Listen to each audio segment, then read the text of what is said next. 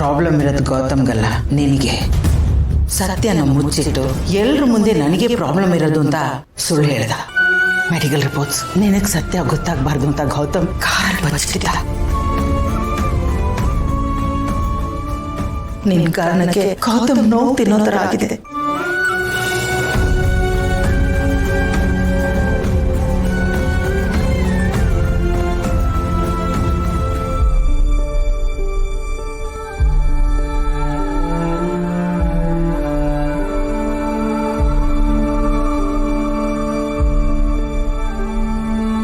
ಭೂಮಿಕಾ, ಪರವಾಗಿಲ್ಲ, ಕೂತ್ಕೋ. ಇಲ್ಲಿ ಕೂತ್ಕೊಂಡು ಏನು ಯೋಚನೆ ಮಾಡ್ತಾ ಇದೀಯಾ? ನಿದ್ದೆ ಬರ್ತಾ ಇಲ್ವಾ? ನನಗೂ ಅದೇ ಸಮಸ್ಯೆ. ಮಲಗಿದ್ರೆ ನಿದ್ದೆ ಬರ್ತಾ ಇಲ್ಲ. ಮನಸ್ಸಿಗೆ ನೆಮ್ಮದಿ ಇದ್ರೆ ತಾನೇ ನಿದ್ದೆ ಬರೋದು. ಮಹಿಮಾ ಮಲ್ಲಿ ಸಾಲದು ಅಂತ ಈಗ ನಿನ್ನ ವಿಷಯದಲ್ಲೂ ಹೀಗಾಯ್ತಲ್ಲ ಅಂತ ಮನ್ಸಿಗೆ ತುಂಬ ನೋವಾಗ್ತಾ ಇದೆ.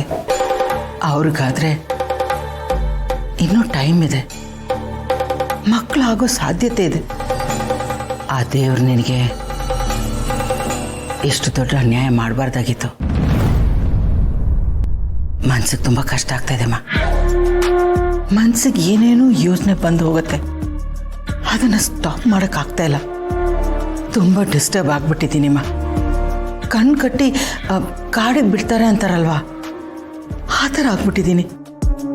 ನೀನೇನಾದರೂ ಇದ್ರ ಬಗ್ಗೆ ಯೋಚನೆ ಮಾಡಿದ್ಯಾ?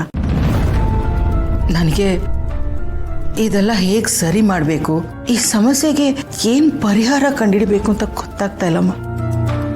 ಒಂದು ಕಡೆ ನೀನು ಗೌತಮ್, ಇನ್ನೊಂದು ಕಡೆ ಈ ಮನೆ, ಯಾವುದನ್ನ ಆಯ್ಕೆ ಮಾಡ್ಕೋಬೇಕು ಅಂತ ನನಗೆ ಗೊತ್ತಾಗ್ತಾ ಇಲ್ಲ.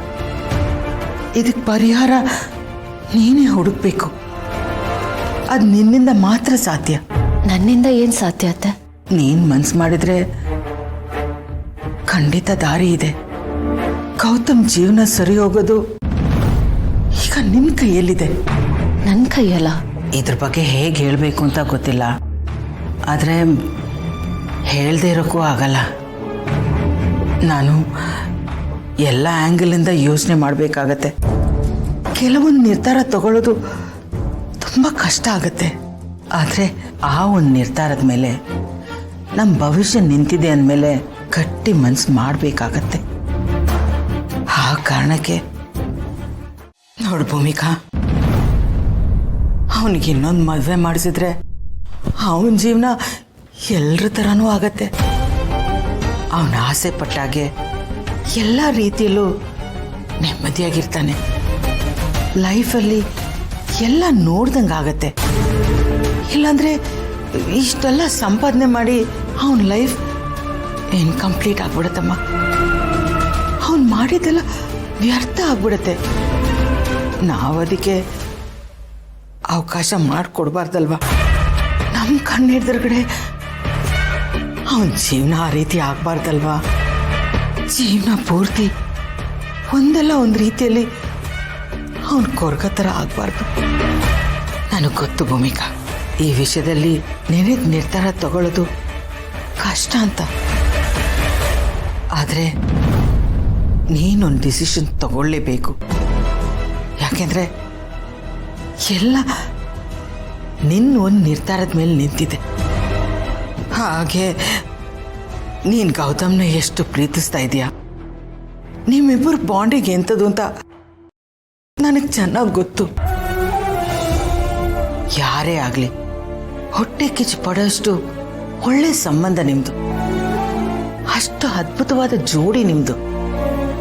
ಆದರೆ ನಾನಾಗಲೇ ಹೇಳ್ದಾಗೆ ಪ್ರೀತಿಗೆ ಇನ್ನೊಂದು ಮುಖ ಇರತ್ತೆ. ಅದನ್ನು ಜವಾಬ್ದಾರಿ ಅಂತೀವಿ, ಕಾಳಜಿ ಅಂತೀವಿ. ಅದನ್ನು ಮರಿಬಾರ್ದಲ್ವಾ.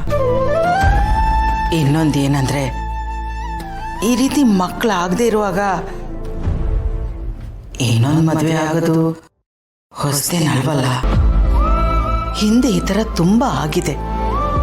ವಂಶ ಬೆಳಿಬೇಕು, ಅಲ್ಲೇ ನಿಲ್ಬಾರ್ದು ಅನ್ನೋದಷ್ಟೇ ಅದ್ರ ಉದ್ದೇಶ. ನನಗಂತೂ ಇದರಲ್ಲಿ ಯಾವ ತಪ್ಪು ಕಾಣಿಸ್ತಾ ಇಲ್ಲ. ಅದಕ್ಕೆ ಹೇಳ್ತಾ ಇದ್ದೀನಿ, ಗೌತಮ್ ಖುಷಿಗೋಸ್ಕರ ನೀನು ಗಟ್ಟಿ ಮನ್ಸು ಮಾಡಲೇಬೇಕು. ಅದಕ್ಕೆ ಹೇಳ್ತಾ ಇದ್ದೀನಿ, ಗೌತಮ್ ಖುಷಿಗೋಸ್ಕರ, ಈ ಮನೆ ಒಳ್ಳೇದಕ್ಕೋಸ್ಕರ ನೀನು ಗೌತಮನಿಂದ ದೂರ ಆಗಲೇಬೇಕು. ಶಾಸ್ತ್ರಿಗಳು ಜಾತಕ ನೋಡಿದ್ರು ಅಂತ ಹೇಳಿದ್ನಲ್ಲ, ನಾವು ಅದನ್ನು ಕನ್ಸಿಡರ್ ಮಾಡಬೇಕಾಗತ್ತೆ. ಅವರು ತುಂಬ ಸ್ಟ್ರಾಂಗಾಗಿ ಹೇಳಿದ್ದಾರೆ. ಮಹಿಮಾ ಮಲ್ಲಿಗೂ ಆ ರೀತಿ ಆಯಿತು. ಈ ಕಡೆ ಅಪೇಕ್ಷಾ ಪಾರ್ಥಗೂ ಯಾವ ಗುಡ್ ನ್ಯೂಸು ಇಲ್ಲ ಅಂದಮೇಲೆ ಶಾಸ್ತ್ರಿಗಳ ಮಾತನ್ನು ಹಗುರವಾಗಿ ತಗೊಳಕ್ಕಾಗಲ್ವಲ್ಲ. ನಮ್ಮ ಇಡೀ ಮನೆತನದ ಪ್ರಶ್ನೆ.